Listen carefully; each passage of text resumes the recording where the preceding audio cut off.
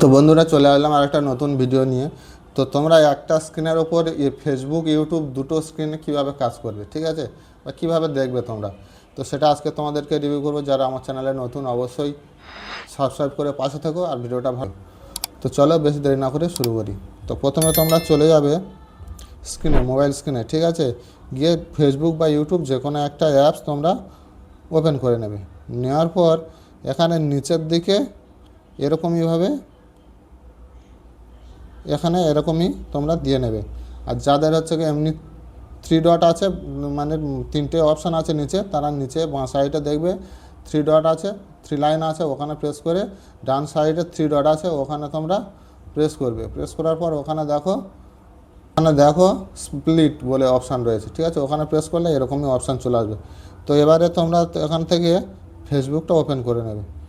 নেওয়ার পর এখানে দেখো ফেসবুকে আমি এখানে দেখতে পাচ্ছি বা ফেসবুকে আমি কাজ করতে পারছি। আর এখানে দেখো ইউটিউবেও আমি ভিডিও করতে পারি বা ইউটিউবে আমি ভিডিও দেখতে পারি। দেখো এইভাবে ইউটিউবে আমি সব ভিডিও এখানে দেখতে পারবো, ঠিক আছে। আমি সাউন্ডটা অফ করে দিলাম